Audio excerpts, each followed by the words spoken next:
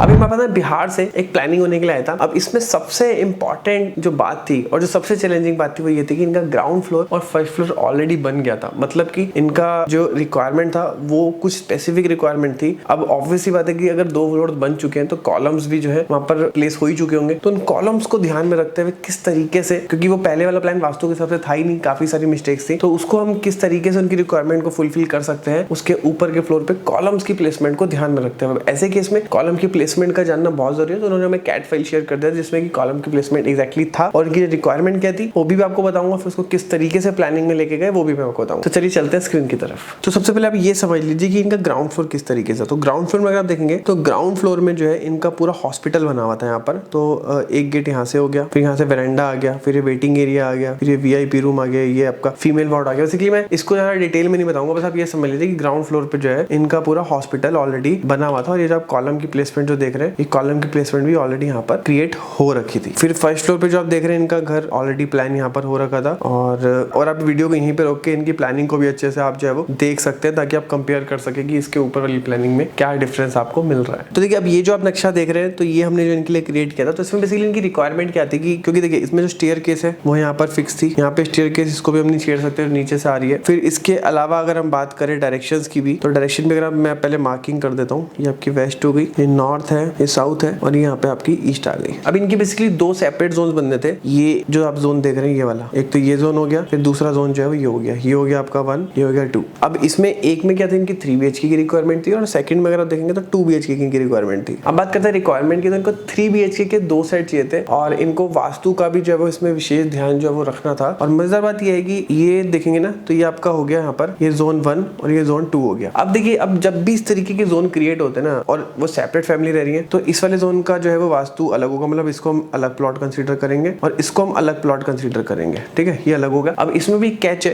कि ये 2 सेपरेट तो होगा, लेकिन एक पूरी बिल्डिंग ऑब्वियसली बात है साथ में अगर आप ग्राउंड फ्लोर पे जाएंगे तो फिर वो पूरा एक का एक पार्ट जो है वो कवर करेगा। तो ये एक बेसिक पॉइंट है जो कि आपको ध्यान रखना है, जो कि वास्तु के हिसाब से जब जाते हैं तो हर लोगों की एक अपनी थ्योरी है। तो मैंने आपको बेसिक बता दिया, इसका आपको ध्यान रखना है। अब हम चलते हैं इसकी प्लानिंग की तरफ। सबसे पहले हम लेफ्ट साइड वाले सेक्शन को हम कवर करते हैं। तो यहाँ से स्टेयर से कोई भी व्यक्ति ऊपर आएगा तो सबसे पहले हम बढ़ते हैं टेंपल की। तो टेंपल आपका नॉर्थ डायरेक्शन में आ गया। फिर यहाँ से एक बेडरूम 3 जो है आपको दिख रहा होगा जिसका साइज है 13 फीट बाय 12 फीट का। इसके साथ में जो है एक OTS बैल्कनी हमने दे दी है। आपको एक चीज और ध्यान में रखनी है कि सबसे इंपॉर्टेंट जो बात है कि इसमें हमने कोई फ्रेश पूरा एरिया नहीं मिल रहा था, हमने कॉलम्स को यूज करते हुए हमने प्लानिंग करी है। फिर उसके बाद हम नेक्स्ट आ गए हम इधर की साइड में। तो यहाँ पर आपका जो यूनिट A है तो यहाँ पे आपका बेडरूम अगेन एक 1 हो गया जिसका साइज है 13 फीट 7 इंचेस बाय 17 फीट का। इसके साथ में एक अटैच टॉयलेट हो गया जिसका साइज है 5 फीट बाय 13 फीट का। और इसके साथ में कॉमन टॉयलेट और आ गया जिसका साइज है 5 फीट बाय 9 फीट 1 इंचेस का। और लिविंग एरिया यहाँ पे आप देख सकते हैं 13 feet 10 inches bye 25 feet 5 inches का है। और एक जो सबसे इंपॉर्टेंट बात है वो ये कि अगर आप देखेंगे तो मतलब अगर आप इसकी अगर आप डायरेक्शंस को अगर ध्यान से देखेंगे तो ये किचन कहीं ना कहीं जो है आपका साउथ ईस्ट